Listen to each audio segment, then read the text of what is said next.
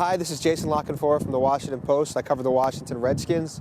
We're here in Ashburn, Virginia at Redskin Park on the day where a player has died. Safety Sean Taylor has been murdered. Some players are trickling in, and the coaches are here. Coach Joe Gibbs will address the media later, and it's basically just a day of grieving and somber tones here at Redskin Park.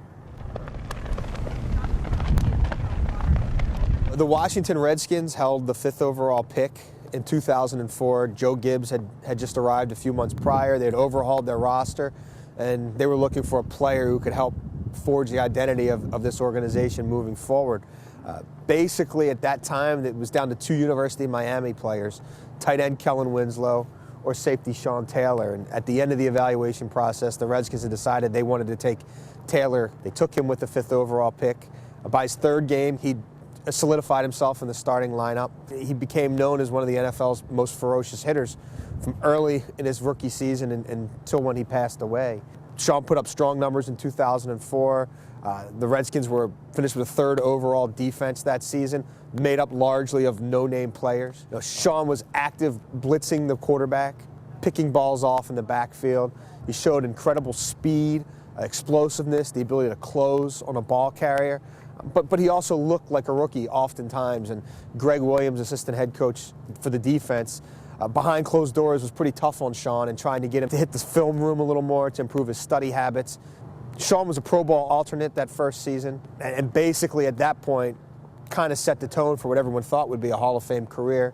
2005, the Redskins again had a top 10 defense.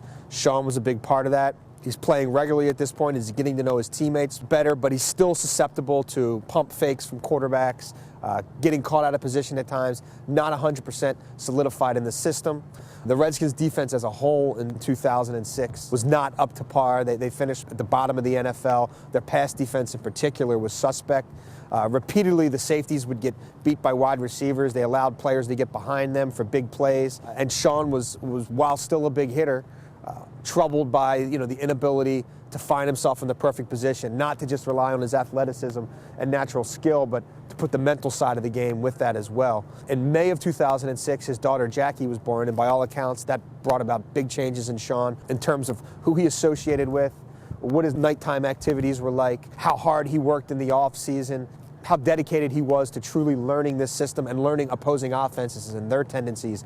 He made great strides in all of that. And this year was by far having his most complete season. He was not only still punishing people when they had the ball, but he was also in position. Balls were coming to him. He wasn't having to go out of his way to get there. He was kind of letting the system dictate where he was. Sean was someone who the coaches really felt like was a building block for the future, someone that team with LaRon Landry, a safety they took in the 1st round this year, was going to give them the best safety tandem in NFL history for years to come. Some players started arriving here before 7 a.m. Team officials were already at Redskin Park at that time as well, as word had basically trickled throughout the organization that Sean Taylor had passed away. The Redskins will surely have a team meeting. There surely will be more chances for players to discuss the situation with chaplains or with counselors or with coaches, and they'll try to proceed in some fashion towards Sunday's game against Buffalo while knowing in their hearts that they won't be the same and this season won't be the same, and for quite some time this organization probably won't be the same.